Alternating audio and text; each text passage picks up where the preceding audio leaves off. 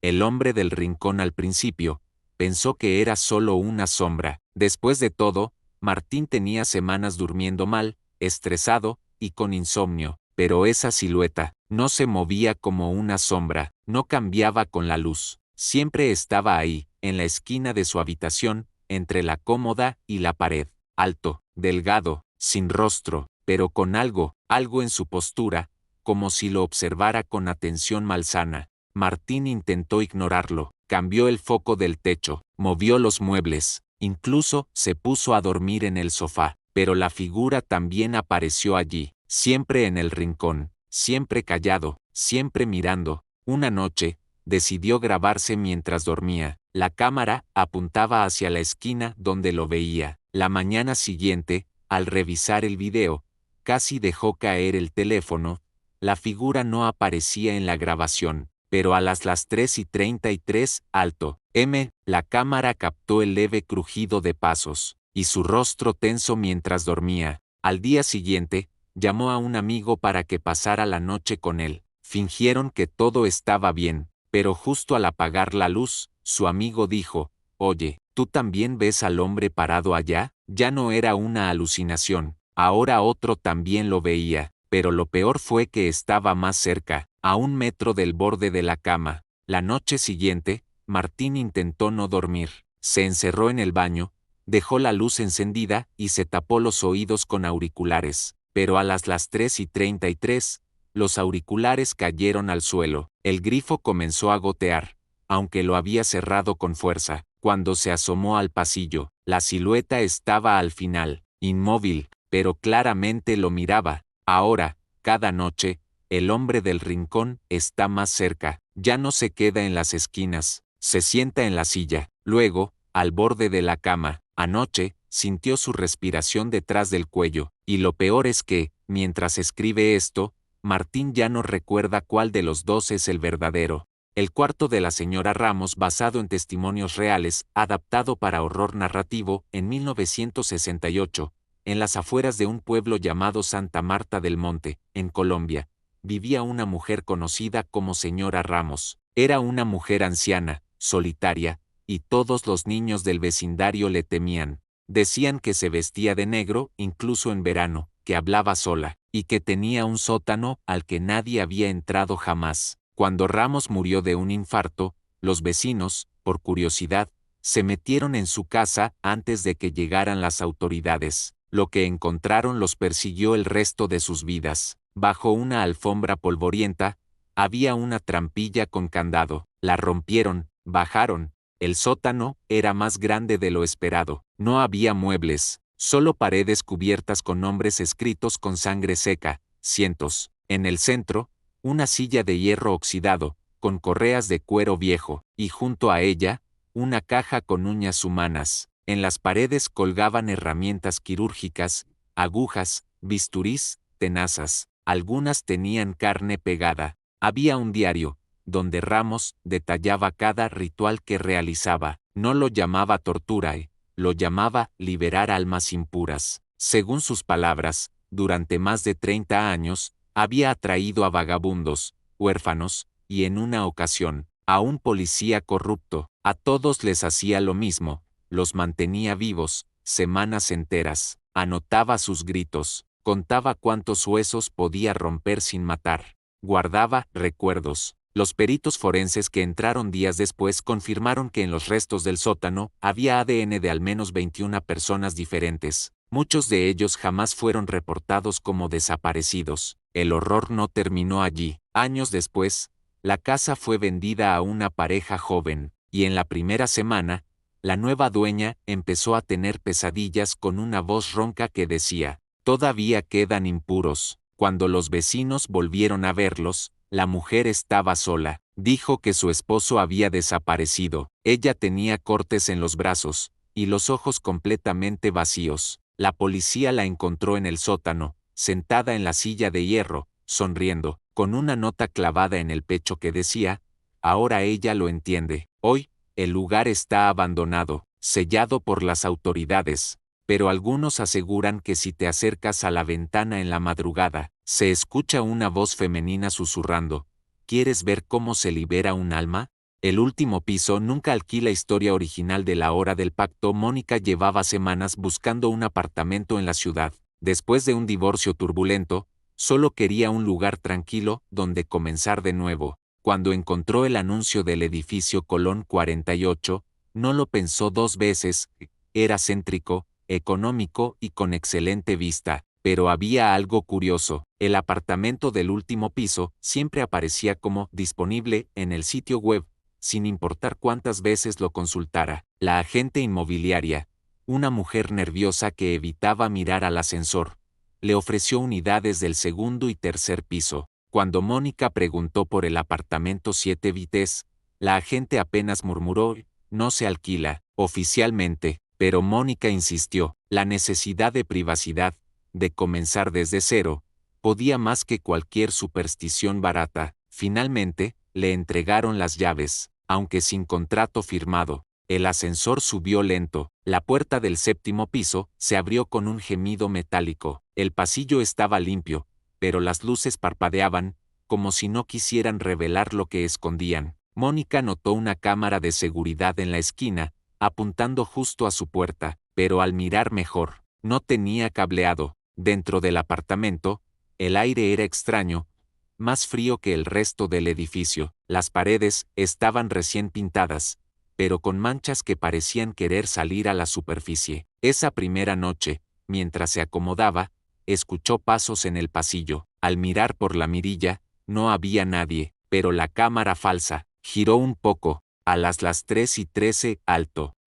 La electricidad se cortó, solo por unos segundos, pero cuando volvió, todas las puertas del pasillo estaban abiertas, menos la suya. Al día siguiente preguntó al portero por los vecinos. Él negó que alguien viviera en el piso 7. Se cerró después de que nadie durara más de 3 noches. Mónica, racional hasta la médula, decidió colocar cámaras propias. Las instaló dentro y fuera del apartamento, pero las grabaciones mostraban cosas imposibles.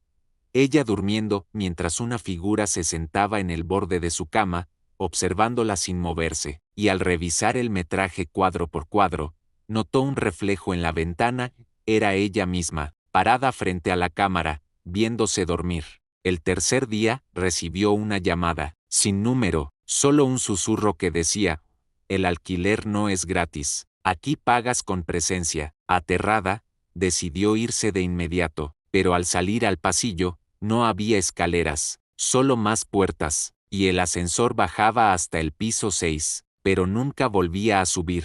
Era como si el séptimo piso ya no existiera en el mundo real. La última grabación que se obtuvo desde sus cámaras, encontrada por un técnico meses después, muestra a Mónica de pie frente al espejo, repitiendo: yo soy el alquiler, yo soy la inquilina, una y otra vez, hasta que su reflejo dejó de imitar sus movimientos. Desde entonces, el apartamento 7 Vites sigue figurando como disponible en todos los portales. Nadie lo limpia, nadie lo muestra, pero si te atreves a entrar, puede que tú también te conviertas en parte del contrato. 2. La entidad del caos en Culver City. Caso Doris Viter.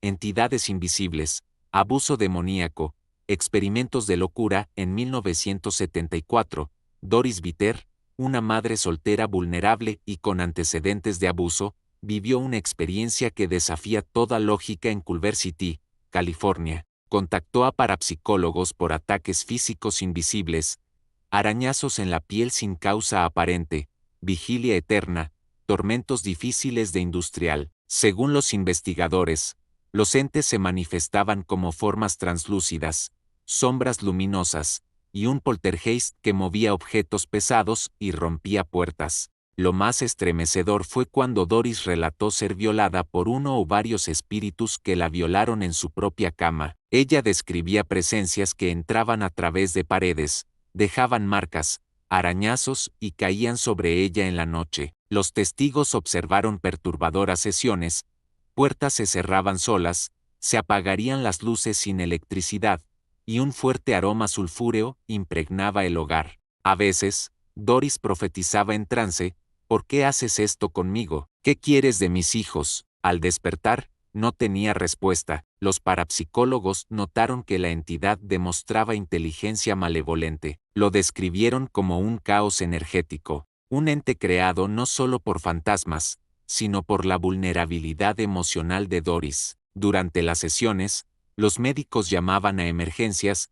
Doris mostraba fracturas leves, moretones profundos, y dormía apenas por instancias de 20 minutos lúcidamente a la tarde. Sin embargo, la presión pública hizo que el caso se archivara. Doris desapareció tras la investigación, dejando su casa vacía. Algunos vecinos informan que aún ven luces intermitentes allí, y los antiguos muebles no desaparecieron, se quedaron en su lugar, cubiertos de polvo, como si se esperara su retorno. En 1978, el cine llevó su caso a la pantalla con The Entity, aumentando el horror de esos relatos reales. Los investigadores, como Barry Taff, declaran que jamás han visto un poltergeist tan violento ni que transformara la carne humana.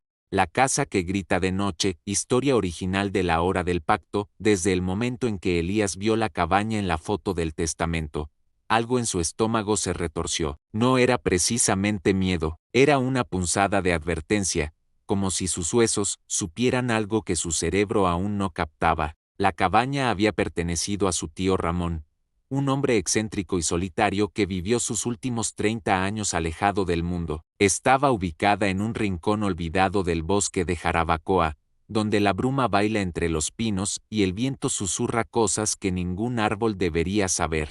Cuando Elías llegó con las llaves oxidadas en mano, lo recibió un silencio espeso. Las tablas crujían sin que nadie las pisara, y las ventanas, aunque cerradas, parecían respirar. Al cruzar el umbral, sintió un cambio en la presión del aire, como si la casa contuviera la respiración. Los primeros 2 días fueron extrañamente tranquilos. Polvo, humedad, libros viejos. Pero la noche del tercer día, algo cambió. A las 2:47, alto. Elías despertó sobresaltado por un alarido seco y desgarrador. No venía de fuera, venía de las paredes. Se levantó de un salto y recorrió la casa. Nada. Pero entonces lo oyó de nuevo, más bajo esta vez, como un gemido, como si la madera estuviera sufriendo. A la mañana siguiente encontró algo extraño en el sótano. Una silla de madera amarrada con sogas deshilachadas y manchas oscuras en el suelo de cemento. Cerca, un viejo tocadiscos repetía en bucle una pista con interferencias, donde apenas se distinguía una frase susurrada: «Todavía estoy aquí». Esa noche los gritos regresaron, solo que ahora se oía otro sonido, algo entre risas y sollozos, y un constante rasguño, como uñas tallando desde dentro de las paredes. Elías decidió grabar, instaló micrófonos y cámaras. Al día siguiente, al revisar la grabación, lo vio, una figura con el rostro cubierto por una tela, sentada en la silla del sótano, gritando directamente hacia la cámara, sin que el sonido se escuchara en vivo, solo quedaba registrado en el audio, y entonces lo comprendió: las paredes guardaban los gritos, y los liberaban por la noche. Decidió abandonar la casa, empacó en silencio y alzó vuelo al amanecer. Pero al cruzar la verja, su teléfono sonó. Un mensaje nuevo, de un número inexistente: «No puedes llevarte lo que ya vive en ti». Esa noche, en su apartamento en Santo Domingo, Elías se despertó a las 2:47 alto. Con un alarido, provenía de su pecho. Desde entonces, duerme con auriculares, pero cada tanto, la madera de su piso cruje como si alguien se moviera, como si la casa lo hubiese seguido. El hombre de hueso, historia original de La Hora del Pacto en la costa norte de la República Dominicana, entre manglares retorcidos y caminos que no aparecen en los mapas, está el pueblo de Mata Calma. No figura en Google, no tiene señal. Los pescadores antiguos dicen que ahí las sombras caminan solas después de Semana Santa. Elías sí, el mismo nombre que en la historia, aunque no es el mismo hombre, era un fotógrafo documental apasionado por las leyendas locales. Cuando escuchó hablar del mito del hombre de hueso en una barra de Puerto Plata, pensó que era el típico cuento de borrachos, un espíritu hecho de restos humanos que caminaba por la costa las noches donde la luna toca el mar. Pero luego, encontró una foto, antigua, en blanco y negro, muestra a un grupo de niños frente a la escuela de Mata Calma, y al fondo, junto al pozo, una figura imposible, larga, delgada, formada por lo que parecen ser costillas humanas entrelazadas, como una estructura viva sin piel. Al llegar al pueblo, Elías fue recibido con recelo. Nadie quiso hablarle del mito. Una anciana le dijo: si viniste a buscarlo, no lo llames. Él oye, él recuerda. Decidió quedarse una semana. Fotografió calles vacías, gente callada, el viejo cementerio donde las tumbas tienen cadenas. Pero la última noche, durante la luna llena, escuchó un canto seco desde la playa. No era voz humana, era algo, quebrado, como huesos frotándose entre sí. Armado con su cámara térmica, bajó a la costa. El mar estaba quieto, pero el aire vibraba como si algo enorme se desplazara sin tocar el suelo. Y entonces lo vio, una figura alargada, translúcida, formada por huesos que no encajaban del todo, como si alguien los hubiera armado mal a propósito. En el lugar donde debía estar el rostro, había un cráneo volteado al revés. Elías retrocedió, pero el ser no caminaba, se deslizaba, dejando huellas con forma de vértebras en la arena. Corrió al hostal. Al revisar las fotos, estaban todas borrosas, salvo una, la más clara. En ella se veía su propia silueta, siendo tocada en el hombro por una mano ósea que no sintió en el momento. A la mañana siguiente quiso irse, pero su coche estaba cubierto con marcas blancas, como si un esqueleto lo hubiera envuelto durante la noche. Cuando trató de arrancarlo, su propio reflejo en el retrovisor le susurró: ahora eres parte de él. Desapareció camino a la autopista. 3 días después, su cámara fue hallada en la arena. Solo contenía una última grabación, su voz, temblorosa, diciendo: él no es un monstruo, es un recuerdo, uno que la tierra no pudo digerir. Desde entonces, los pescadores dicen que el hombre de hueso ya no solo sale en luna llena, ahora sale a buscar quien lo nombre. Sonríe. Está detrás de ti. Historia original de Real Chismet. Todo comenzó con una simple foto. Daniela era diseñadora gráfica y adicta a las redes sociales. Sus selfies, siempre con filtros impecables, eran casi rituales diarios. La nueva Art Mirror Mode prometía mejorar automáticamente tu rostro, ajustando incluso el fondo para que luzcas más elegante. Pero lo que no decía la letra pequeña era que la app nunca edita a una sola persona. Al principio, todo parecía normal. Las fotos se veían espectaculares, pero en algunas aparecía un leve desenfoque, como si alguien más hubiera pasado detrás. Daniela lo atribuía a un glitch, hasta que una noche, mientras editaba un reel, notó algo espeluznante. En una imagen donde estaba sola en su cama, al fondo del reflejo del espejo, había una figura completamente negra, sin rostro, erguida junto a la puerta. Pensó que era su abrigo colgado, pero cuando fue a revisar, la percha estaba vacía. Decidió borrar la foto, pero la AR no lo permitió. Al intentar eliminarla, aparecía un mensaje emergente: sonríe, ya está contigo. Pensó que era parte del marketing creepy de la aplicación, pero al buscar reseñas online, no encontró ninguna, ni siquiera el sitio oficial. Mirror Mode había desaparecido de la App Store, y, sin embargo, seguía funcionando perfectamente en su teléfono. Esa noche, Daniela tuvo una pesadilla. Estaba en su baño, tomándose una selfie, y al presionar el botón, la cámara mostró su propio rostro desde otra perspectiva, como si alguien más estuviera tomando la foto desde adentro del espejo. Al despertar,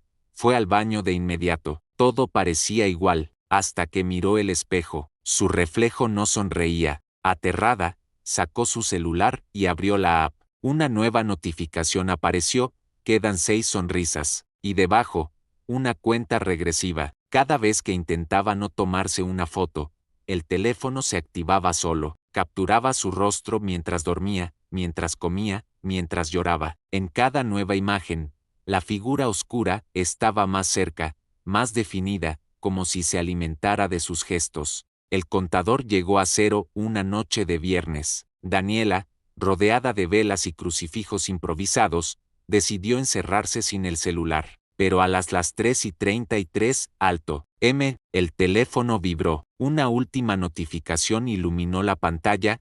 Sonríe. La última es eterna. Al día siguiente, la policía encontró su apartamento cerrado por dentro, sin señales de violencia, solo el teléfono encendido, con una sola imagen abierta, una selfie de Daniela, pero con los ojos completamente negros y una sonrisa que no era humana. Al fondo, un espejo vacío. Desde entonces, Mirror Mode ha comenzado a aparecer en teléfonos aleatorios, solo por unos minutos, lo suficiente para capturar tu reflejo, y algo más. Las horas muertas sucedió por primera vez en el Hospital San Gregorio, en Santiago.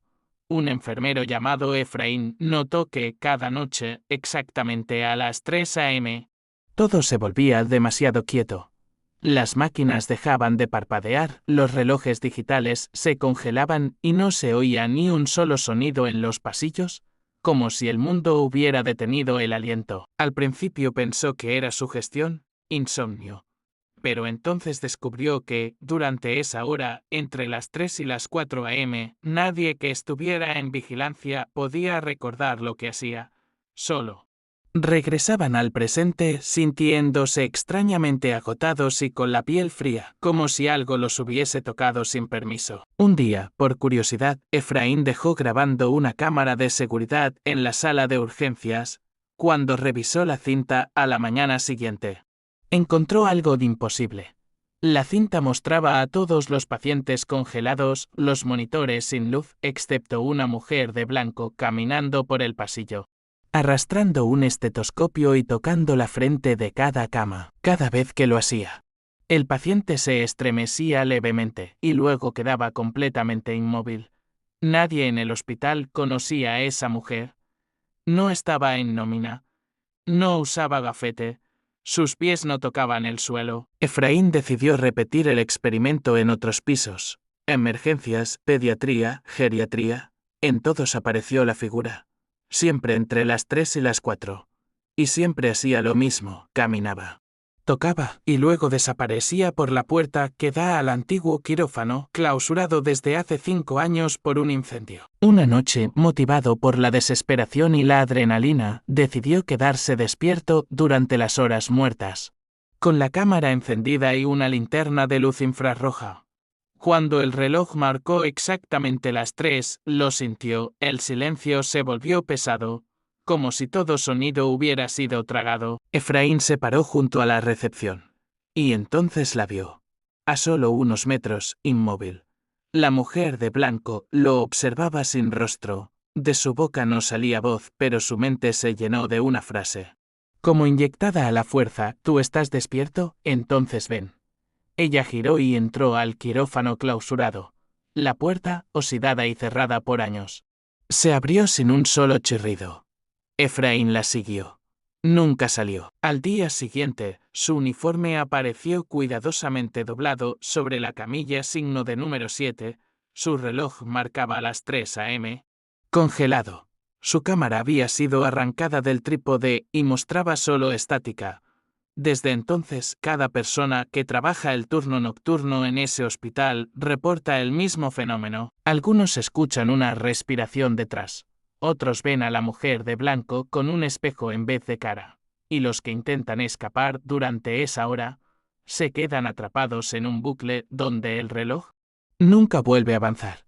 Se recomienda no trabajar solo en San Gregorio, y nunca mirar el reloj entre las 3 y las 4, porque si sabes que estás dentro de las horas muertas, ya es demasiado tarde. La oración del cuervo, historia original de la hora del pacto, en lo profundo de la selva de Barahona, entre raíces negras y neblina caliente, se alza un monasterio olvidado por el Vaticano y por el tiempo. No está en los mapas, no recibe visitas, no evangeliza, sus puertas están hechas de piedra y su campana nunca ha sonado, porque el día que suene, la criatura saldrá. Allí vive la Orden del Cuervo Silente, un grupo de monjes que no pronuncian palabra desde hace más de 400 años. Su misión no es predicar, sino sellar. Su fe no es luz, es contención. Mateo era arqueólogo y ateo práctico. Su obsesión era encontrar rastros de las órdenes disidentes de la iglesia primitiva. Cuando escuchó de una capilla escondida en el sur de la isla,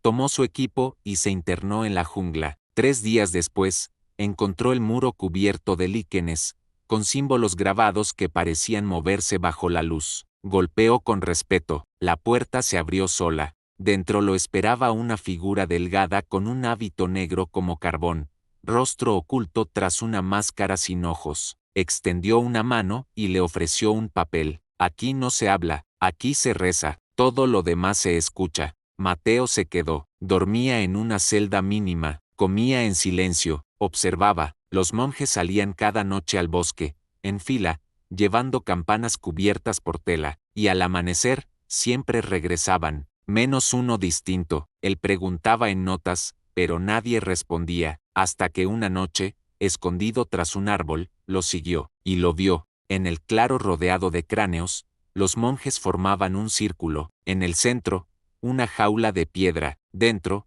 algo que no tenía forma definida, como una sombra que respiraba, con ojos que parpadeaban en direcciones imposibles. Uno de los monjes, arrodillado frente a la jaula, comenzó a rezar en un idioma que no era humano, y desapareció. No murió, no gritó, solo dejó de existir, como si el ser hubiese absorbido su lugar en el mundo. Mateo corrió, pero se perdió. Al amanecer, regresó solo al monasterio. Su celda ya no estaba, su nombre no figuraba en el registro de entrada que él mismo había firmado, y en la mesa del comedor, un nuevo hábito lo esperaba, con su talla exacta. Esa noche, fue parte del círculo. Cuando el abad se le acercó y le ofreció una campana, Mateo habló. No puedo. El abad inclinó la cabeza y le respondió por primera vez: aquí no viniste a hablar, viniste a entregar algo, y la bestia ya lo huele. Desde entonces, en los pueblos cercanos,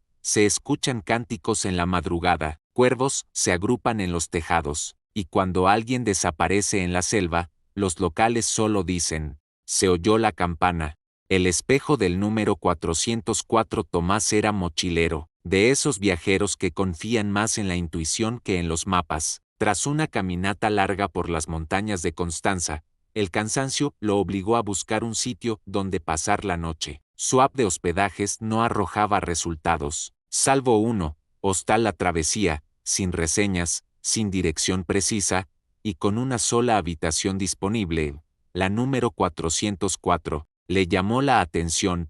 El número no suele usarse en hoteles, como superstición digital. Error 404, no encontrado. Pensó que era una broma del sistema, pero al llegar al pueblo, un letrero oxidado lo confirmó. Hostal La Travesía existía. La recepcionista no pidió tarjeta, ni identificación, solo deslizó la llave con una sonrisa forzada. La habitación está al fondo. Solo no mires el espejo después de medianoche. La habitación era sencilla, con una cama cubierta por una colcha de flores marchitas, una lámpara de noche, y un espejo antiguo, ovalado, colgado frente al mueble. Pero lo extraño era que no reflejaba la habitación exactamente como era. Algunos detalles cambiaban. Los cuadros colgados estaban torcidos, la lámpara parecía apagada cuando aún estaba encendida en la realidad. Tomás pensó que era una ilusión óptica, pero al anochecer, al ir al baño, notó algo distinto. El reflejo mostraba un segundo bulto sobre la cama, como si alguien más estuviera acostado ahí. Al regresar, la cama seguía vacía, o eso parecía. A las 12:03, alto. El espejo cambió, reflejaba la habitación destrozada, con las paredes llenas de símbolos tallados y una figura de espaldas mirando hacia la puerta. Su cuerpo era delgado, pero la cabeza parecía desproporcionada. La figura comenzó a girar lentamente en el reflejo, pero en la habitación no había nadie. Tomás corrió, salió al pasillo, pero todos los números de habitación habían desaparecido. Solo encontraba puertas cerradas, con picaportes oxidados. Regresó a la 404. Pero el pasillo era distinto, más largo, más oscuro. Cuando por fin abrió la puerta correcta, la habitación estaba como al principio, excepto por una cosa: el espejo ya no reflejaba nada, era completamente negro. Una grieta empezaba a formarse desde el centro. Dejó el hostal al amanecer sin mirar atrás, pero al llegar a casa, en su propio baño, notó algo escalofriante. Su reflejo lo observaba un par de segundos antes de imitar sus movimientos, y detrás de su reflejo, la silueta de la figura del hostal, cada día más nítida. El hostal La Travesía nunca más apareció en ninguna aplicación de viajes. Algunos dicen que si sueñas con la habitación 404, no debes mirarte al espejo al despertar, porque si ves a alguien más, es tu lugar el que ha sido no encontrado. La canción que no puedes borrar, historia original de La Hora del Pacto. La primera vez que Samuel la escuchó fue en una tienda de segunda mano en el centro de Santo Domingo, una melodía suave, como de caja musical, pero con una disonancia inquietante. Provenía de un pequeño reproductor portátil que estaba en oferta, 500 pesos, sin marca, sin memoria visible, solo un botón de reproducción. La dueña del local lo detuvo antes de irse. Esa música, si la escuchas completa, ya no es tuya, es de ella. Pensó que era una simple estrategia para vender chatarra vieja en casa. Presionó play y dejó que sonara mientras organizaba su escritorio. Pero cuando intentó apagarla, el botón no respondía. La música seguía fluyendo, cada vez más aguda. Desde ese momento, no dejó de sonar, ni al desconectar el aparato, ni al encerrarlo en un cajón. Y lo más preocupante, al cubrirse los oídos, la seguía escuchando, dentro de su cabeza. Intentó grabarla con su celular, pero el archivo salía mudo. Al buscar la melodía en línea, no encontró coincidencias. Sin embargo, cada vez que usaba auriculares, incluso para otras canciones, ella estaba allí, como una capa oculta detrás de todo sonido. Samuel empezó a tener alucinaciones auditivas, risas infantiles en medio de la noche, notas discordantes en el timbre del teléfono, susurros que hablaban desde el ritmo. Fue a un otorrino. Todo normal. Luego a un neurólogo. Nada fuera de lo común, pero cada especialista que lo atendía comenzaba a tararear la canción sin darse cuenta. Uno de ellos incluso escribió en su cuaderno: inconsciente, ella necesita oídos nuevos. Las noches se volvieron insoportables. Samuel empezó a golpearse la cabeza, desesperado por cortar el sonido. Tapizó su apartamento con espuma acústica. Se aisló completamente. Nada sirvió. La melodía evolucionó. Ya no era solo una canción, era una voz que hablaba a través del ritmo, que exigía atención, que dictaba órdenes disfrazadas de compases. Le decía qué mirar, cuándo dormir, qué recordar, y lo peor, a quién silenciar. La policía entró a su departamento tras varios reportes de olores fétidos. Encontraron a Samuel en el centro de la habitación, rodeado de dibujos en espiral, partituras manchadas de sangre y auriculares insertados directamente en los oídos con pegamento. Murió de deshidratación, con una sonrisa forzada y los ojos completamente en blanco. El reproductor nunca fue encontrado, pero días después, el forense que hizo la autopsia renunció abruptamente. Fue encontrado semanas más tarde, susurrando en una celda acolchada: escúchala. Ya no se calla. Desde entonces, en ciertos auriculares de tiendas de segunda mano, aparece por breves segundos una melodía que no puedes buscar. Y si la oyes entera, prepárate para el verdadero silencio, aquel donde ya no eres tú quien escucha. Inquietante, ¿verdad? Esta historia tiene mucho potencial para un episodio inmersivo. Efectos binaurales, capas de audio superpuestas con melodías deformadas. Voces ocultas en reversa. Ideal para un especial auditivo de La Hora del Pánico. Juega conmigo en una tarde lluviosa. Nadia encontró un tablero extraño en el mercado de pulgas de la zona colonial. Era de madera negra, con letras talladas a mano en un idioma irreconocible. No tenía marcas comerciales ni caja, solo una instrucción grabada en la parte trasera: no juegues solo, juega contigo. Lo tomó como una rareza artística y lo llevó a casa. Su hermano menor, Iván, insistió en probarlo. Creían que era una especie de ouija o juego de mesa esotérico. Encendieron velas, tiraron un dado con runas talladas y el primer mensaje apareció solo: empieza tú. A cada turno, el tablero daba instrucciones escritas en su superficie. Cierra los ojos y dibuja tu cara con los dedos mojados en sal. Habla con tu reflejo y espera su respuesta. Elige una prenda, entiérrala. Esa parte de ti ya no te pertenece. Las primeras pruebas parecían inofensivas. Extrañas, sí, pero jugaban entre risas nerviosas, hasta que Nadia tuvo que dibujar su propia silueta en el espejo con sangre, y la imagen no se borró, ni siquiera al limpiarlo.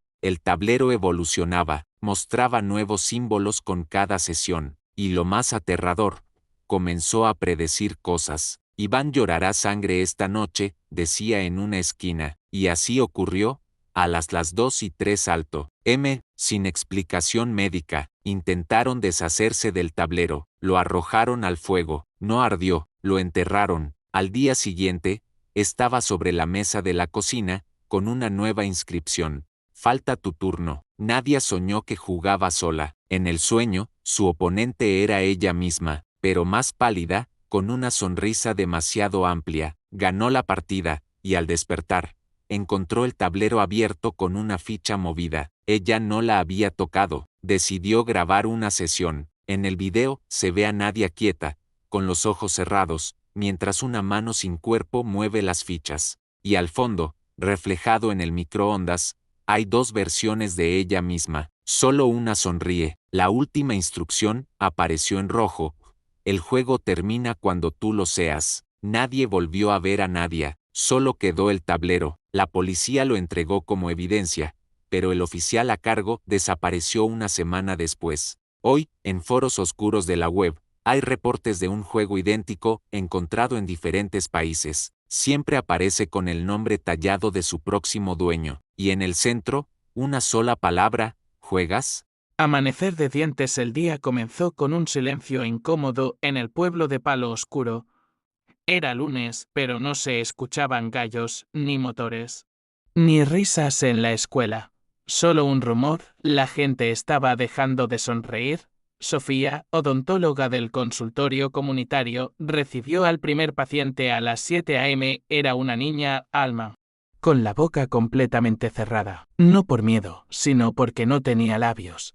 Donde debían estar, había una masa inflamada y blanca llena de dientes diminutos, como los de un animal. Pensó que era una enfermedad desconocida. Llamó al hospital Previnci. Nadie contestó. Salió a la calle y notó lo impensable: cada persona tenía la boca cubierta. No por mascarillas, sino por vendas improvisadas, como si escondieran algo. A las 10 a.m., la radio local interrumpió su programación. Solo se oyó un mensaje repetido: si tienes más de 32 dientes, no estás solo en tu cuerpo. Sofía revisó su propio reflejo. Abrió la boca. Todo parecía normal, hasta que notó que había una pequeña protuberancia bajo su lengua. Al palparla, sintió lo imposible: otro diente, y otro. Al tirar del tejido, reveló una fila más, oculta, inmóvil, esperando. Al mediodía, los más afectados comenzaron a hablar, pero sus voces no les pertenecían. Sonaban como si algo hablara desde dentro de sus encías. Los niños lloraban sin lágrimas. Los ancianos perdían los ojos, pero les salían molares nuevos en las cuencas. Una anciana gritó que esto había ocurrido antes, en 1922, y que entonces quemaron el pueblo para detener la propagación. Sofía volvió al consultorio, con bisturí en mano. Intentó remover las nuevas filas, sangre, gritos, pero los dientes no cedían. No estaban unidos a su mandíbula, sino a algo que se movía detrás. Al anochecer, todo el pueblo ya había cambiado. Sonreían en la oscuridad, pero no con alegría, con hambre. A la mañana siguiente, Palo Oscuro amaneció vacío. Solo quedaba un cartel en la entrada: no bebas el agua, no muerdas la fruta, no confíes en las sonrisas. Una semana después, en redes sociales, comenzaron a circular videos de personas con una sonrisa demasiado grande, y cuando hablaban, algo los interrumpía por dentro, como si su lengua ya no fuera la suya. El cementerio sin dueños en las afueras del pueblo de Manabao, donde el viento susurra entre cafetales y las rutas de montaña se olvidan de sí mismas. Hay un cementerio al que nadie quiere entrar. No porque esté maldito, al menos no de forma oficial, sino porque nadie recuerda quién está enterrado allí. Los registros parroquiales no incluyen su existencia, la alcaldía no lo mantiene, pero si caminas hacia el este, siguiendo la línea donde mueren las farolas, lo verás, un campo de tumbas sin flores, con cruces de metal oxidado y una cerca que se abre sola cuando alguien se le acerca. Oscar, vigilante nocturno de la planta eléctrica cercana, fue asignado a patrullar la zona después de reportes de luces flotando entre los pinos. Al principio pensó que eran luciérnagas, o muchachos jugando con drones, pero la primera noche lo cambió todo. Caminaba por la carretera vecina cuando vio, a través de la bruma, una figura escarbando una tumba con las manos desnudas. No cavaba, exactamente, más bien acariciaba la tierra, como si tratara de despertarla. Oscar lo llamó, la figura se detuvo, y luego se disolvió en humo. Volvió cada noche, algo lo llamaba. En la tercera madrugada, encontró una lápida nueva, recién tallada, con su propio nombre grabado. La fecha de fallecimiento era esa misma semana. Pensó que era una broma macabra, llamó a la policía. Cuando llegaron, la lápida ya no estaba, pero al día siguiente, allí estaba de nuevo, con un nuevo detalle, una foto de su rostro durmiendo. Comenzó a perder el sueño, a escuchar voces detrás de los árboles, voces que susurraban cosas que solo él sabía, que repetían frases exactas de sus sueños, que le decían, estás despertando donde no debes. Decidió abandonar el trabajo, pero cada vez que se alejaba del cementerio, soñaba que estaba enterrado en él. Sentía tierra en la boca, uñas rasgando madera, y una presión sobre el pecho que lo hacía gritar sin sonido. En su última noche, escribió una carta: el cementerio no espera muertos, los nombra, y si ves tu nombre en piedra, ya nadie más lo recordará. Nunca volvió a casa. Hoy en día, los pocos que pasan por ahí aseguran que el número de tumbas cambia con la luna, que algunas lápidas se borran al amanecer, y que si pronuncias tu nombre muy cerca de la reja, puedes escuchar un eco tallándose en la roca. No abras el buzón Historia original de Real Chisme TV cada viernes, a las 4:44 p.m. La familia de los Ramírez recibía una carta, siempre en un sobre negro, sin remitente, sin estampilla, sin marcas postales, siempre dentro del buzón, aunque vivieran en un barrio donde no había servicio de correo desde hace años. Al principio pensaron que era publicidad maldita, bromas o incluso brujería.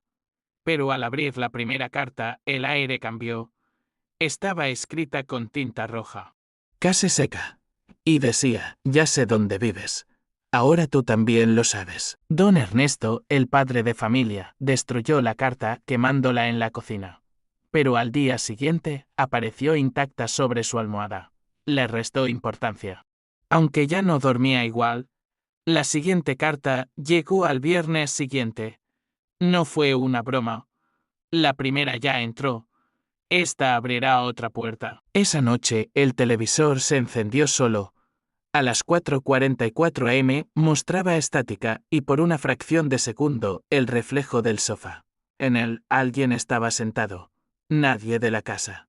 Desde entonces, cada viernes llegaba una carta distinta, y cada una coincidía con eventos que solo los miembros de la familia conocían. Secretos que nadie decía en voz alta, nombres que se habían olvidado, recuerdos reprimidos.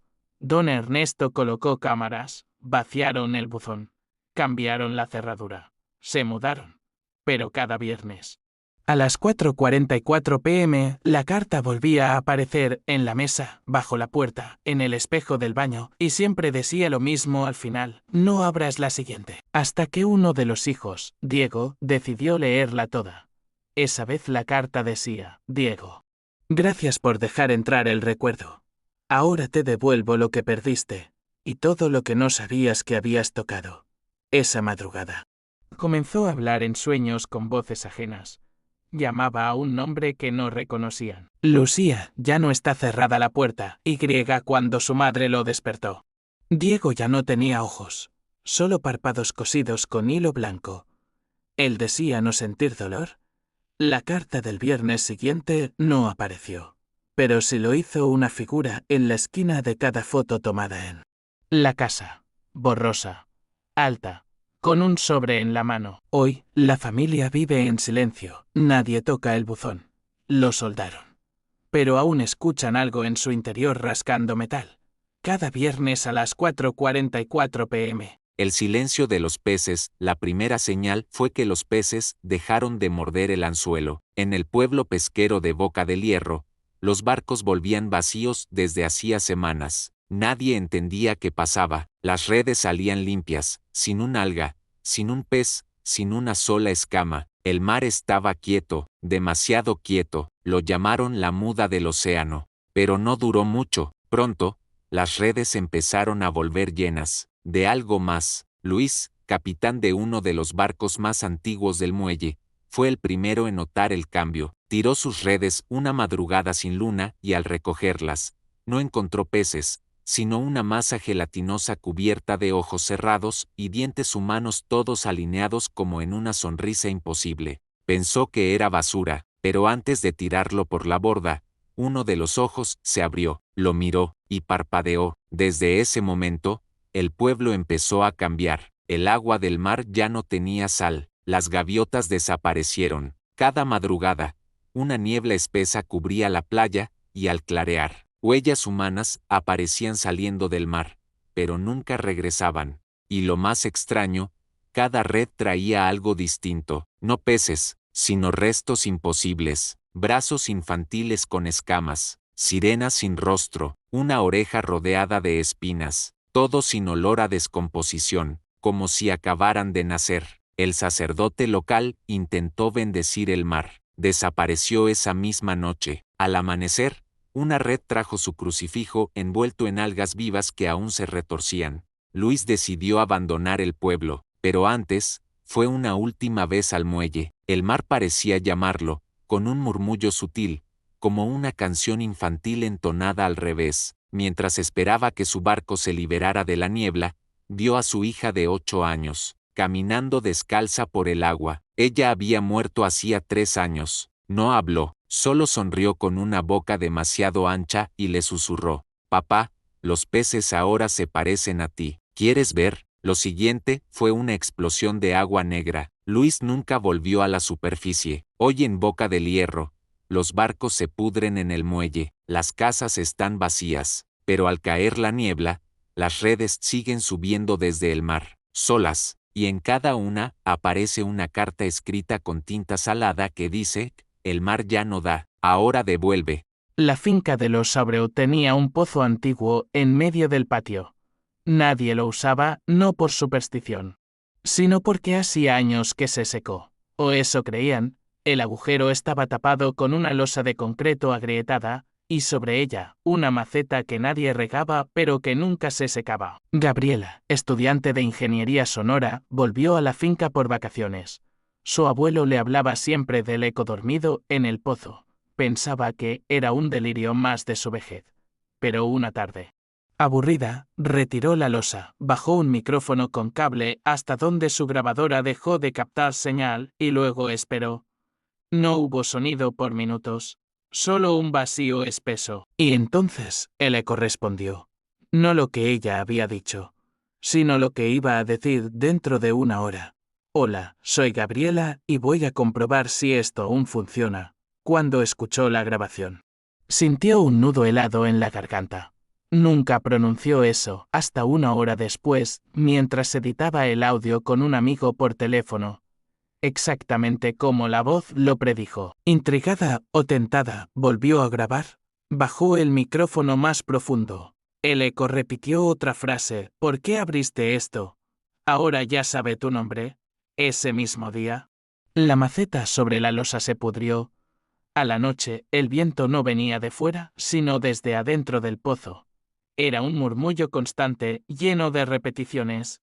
No imitaba voces. Las anticipaba. Gabriela decidió leer en voz alta un párrafo inventado, y el pozo lo completó antes que ella. Empezó a obsesionarse. Lo usaba para saber respuestas antes de que llegaran, para probar límites. Pero cuanto más bajaba el micrófono, más impreciso era el eco. hasta que comenzó a decir cosas que no iban a ocurrir, pero luego sí pasaban. Una noche, el eco susurró. Última grabación. No volverás a oír nada más. La señal se cortó. Al intentar subir el micrófono, el cable estaba seco, pero cubierto de una sustancia negra como tinta. Caliente al tacto. Desde entonces, Gabriela desapareció. Su computadora encendida tenía solo una pista de audio, repetida en bucle. Tú fuiste mi sonido. Ahora serás mi voz. La hora del pánico, en 1995, a las 11 página M, de un martes cualquiera, un canal regional en La Vega interrumpió su programación regular para transmitir un programa llamado La Hora del Pánico. Duró exactamente 44 minutos. No estaba en la parrilla, no tenía presentador visible, solo una voz distorsionada que narraba un cuento de terror sobre un niño que hablaba con los muertos a través del televisor.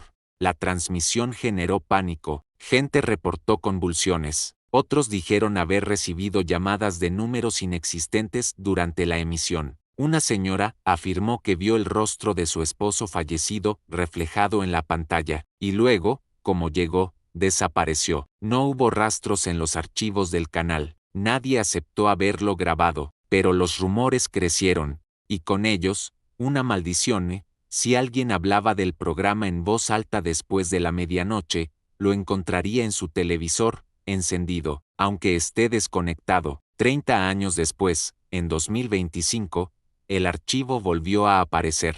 Un joven técnico de edición llamado Jairo recibió un enlace misterioso en su correo, asustate, pantalla negra mail, con el asunto, recuerdas haberlo visto, porque él sí te recuerda. El archivo estaba etiquetado como Panic 44, MKV, en blanco y negro, sin metadatos. Jairo, curioso, lo abrió, mostraba una introducción con un reloj derritiéndose, imágenes de manos deformes aplaudiendo, y una melodía que parecía desafinada, como si alguien silbara bajo el agua. A la mitad del video, el audio se interrumpía. En su lugar, una voz repetía el nombre de Jairo cada 5 segundos, aunque él nunca lo escribió en ningún lado. Después de verlo, comenzó a tener episodios de pérdida de memoria. Su televisor se encendía solo a las 11:00 página M. Cada noche, mostraba estática, con algo moviéndose detrás del cristal. Las cámaras de seguridad de su casa lo mostraban inmóvil frente a la pantalla durante 44 minutos exactos, sin parpadear, hasta que desapareció. En redes, algunos usuarios empezaron a compartir fragmentos del supuesto programa, acompañados por comentarios como, no lo veas 2 veces, mi pantalla ya no refleja mi cuarto, la voz me dio instrucciones. Hoy en día, si dejas tu televisión encendida a las 11 página M, un martes, y escuchas una melodía como de feria arruinada, no la sigas, no grabes, y, por todo lo que quieras, no mires directamente a los ojos que aparezcan en la pantalla, porque el programa no solo quiere ser visto, quiere volver a transmitirse, a través de ti.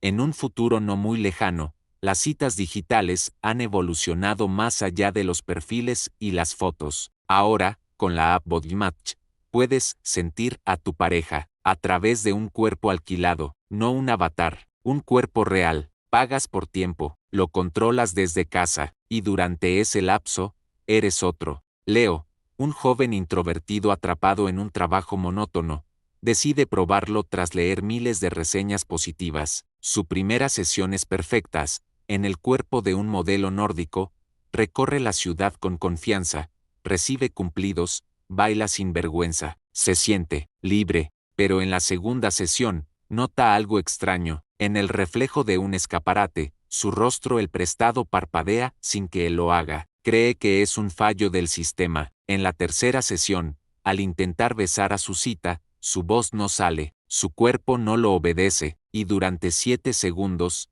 alguien más lo mueve. Luego todo vuelve a la normalidad, y el sistema le dice, pequeña interferencia en el canal sensorial, gracias por su comprensión. Cuando pide hablar con soporte, le responden con mensajes automatizados, pero su historial comienza a mostrar sesiones que él nunca contrató, con cuerpos que no recuerda haber usado, en ciudades que nunca visitó. Leo investiga, en foros ocultos, encuentra teorías oscuras, que cada cuerpo prestado fue antes alguien real, personas desaparecidas o voluntarios pagados que, al ceder el control, nunca fueron devueltos, que algunos cuerpos no quieren volver al original, y que a veces, el alma que arrienda, se queda atrapada. La noche del evento final ocurre en una sesión sorpresa. Se despierta en un cuerpo nuevo, en una cabaña antigua. En el espejo hay una nota escrita con lápiz labial. Este cuerpo ya tiene dueño. Intenta desconectarse. Nada funciona. La A ha sido eliminada de su teléfono. Y en una esquina de la habitación, un celular comienza a grabar automáticamente, mostrando su rostro no el real, sino el prestado sonriendo por su cuenta. Desde entonces, nadie ha visto a Leo. Su cuerpo original fue hallado en su apartamento, comatoso, pero con actividad cerebral intensa. En la última actualización de BodyMatch, el contrato de uso cambió. En letra microscópica, una nueva cláusula: el cuerpo puede negarse a ser devuelto si así lo desea. El usuario aceptará el resultado. Y ahora, en redes sociales, hay perfiles perfectos que dicen: estoy disponible esta noche, te presto mi cuerpo, pero si aceptas, ¿volverás al tuyo? En la zona colonial hay un callejón tan estrecho que ni el sol del mediodía logra tocarlo. Se llama Pasaje del Silencio, aunque en los mapas aparece borrado o tachado. La mayoría de los transeúntes no lo notan. Otros aseguran que solo puede verse si ya lo has recorrido antes. Sandra, fotógrafa urbana obsesionada con espacios olvidados, lo descubrió por casualidad. O eso pensó. Era una grieta entre dos edificaciones coloniales. Al asomarse, sintió un aire seco, inmóvil, como si en ese espacio no pasara el tiempo, o el tiempo evitara pasar por ahí. Entró con su cámara. El callejón parecía infinito. Cada paso resonaba como si caminara sobre piedra hueca. Los muros estaban cubiertos de inscripciones antiguas en español, latín, y otros símbolos que se deshacían si uno los miraba demasiado. No había ventanas, ni luces, solo un poste oxidado con una bombilla que parpadeaba lentamente. La luz no iluminaba, advertía. Sandra tomó fotos, pero al revisar la pantalla, las imágenes eran distintas. Mostraban versiones del pasaje más largo, más curvado, y más oscuro que en la realidad. En una, incluso aparecía ella misma. Desde detrás, al darse cuenta, quiso volver, pero no encontraba la salida. La entrada había desaparecido. Aparecieron puertas, ninguna igual, de metal quemado, de madera rota, de piedra tallada con frases como: aquí solo se mira hacia adentro. ¿Quién entra con ojos, sale sin ellos? Desde detrás de una de ellas, se oían voces. Eran sus propios mensajes de voz, sus audios pasados, invertidos y repetidos con eco, como si alguien estuviera recreando sus recuerdos desde el otro lado del muro. Sandra intentó correr, pero el pasaje ya no era recto, era orgánico, como si se estuviera cerrando lentamente, obligándola a avanzar hacia algo. Al final, frente a una puerta de mármol, estaba tallada su fecha de nacimiento, y una inscripción nueva: tú fuiste sombra antes de nacer, hoy la reclamas. Sandra abrió la puerta. Desde entonces, Pasaje del Silencio vuelve a aparecer entre calles al azar, a veces en San Lázaro, otras cerca del malecón, y quienes lo notan, quienes lo ven, comienzan a perder sus reflejos, al principio en espejos, luego en fotos, finalmente, en la memoria de quienes los conocían, porque ese pasaje no lleva a otro lugar, lleva a donde el sol nunca brilla, y donde lo que camina, no necesita nombre. Todo comenzó con una tormenta inusual. En San José de las Matas, los días de lluvia siempre habían sido monótonos, gotas rítmicas sobre los tejados de zinc, caminos enlodados y la misma niebla tibia de siempre. Pero esa noche el agua cayó con un sonido diferente, como si arrastrara algo detrás. Isabel, maestra de primaria, fue la primera en notarlo. Mientras preparaba café, el apagón la obligó a acercarse a la ventana. Afuera, más allá del vidrio empañado, creyó ver movimiento. No sombras, no figuras, ojos. Decenas. Eran pequeñas esferas brillantes, sin párpados, pegadas al cristal. No parpadeaban. Solo observaban. Pensó que estaba alucinando por el estrés. Parpadeó al volver la vista. Ya no estaban. Pero el vapor del vidrio había sido removido por fuera, en círculos perfectos del tamaño de ojos humanos. A la mañana siguiente todo el pueblo hablaba del fenómeno. ¿Viste los ojos?, decían unos. Otros se reían nerviosos. Muchos habían dejado cortinas cerradas desde entonces. Como si mirar hacia afuera invitara a algo que aún no se había ido. Las noches siguientes, durante cada nueva lluvia, los ojos regresaban. Y no solo en ventanas, en espejos, en los charcos, en los cristales de relojes. Ojos que no se reflejaban ni se movían, pero estaban ahí. Un niño del vecindario, Tommy, les lanzó una piedra. A la mañana siguiente, despertó sin sus propios ojos. La policía dijo que fue un accidente doméstico. Pero el suelo de su cuarto estaba mojado, como si alguien hubiese entrado chorreando. Isabel se encerró en su casa. Pero la lluvia no la perdonaba. Empezó a soñar que su reflejo tenía pupilas distintas, que en su sudor había ojos diminutos flotando, que cada gota que caía sobre su piel traía una nueva mirada que se escondía bajo su carne. Decidió investigar. Encontró una leyenda antigua entre recortes del archivo parroquial. Cuando el cielo no quiere mirar más al hombre, nos devuelve las miradas que ha acumulado, un castigo por ignorar lo sagrado, una lluvia de conciencia, una vigilancia eterna. La última noche en que la lluvia cayó, Isabel grabó su experiencia. La cámara mostraba una pared blanca, pero poco a poco comenzaron a aparecer ojos en el encuadre, abiertos, fijos en el lente. Incluso cuando no había ningún espejo cerca, uno de los ojos parpadeó al ritmo de su respiración. El video termina con una frase escrita en el vidrio empañado de su sala. Si puedes verlos, ellos también pueden verte. Desde entonces, cada vez que llueve en San José, las ventanas se cubren solas con una neblina que no se borra, y si uno escucha con atención, puede oír un suave parpadeo viniendo del fondo del cielo.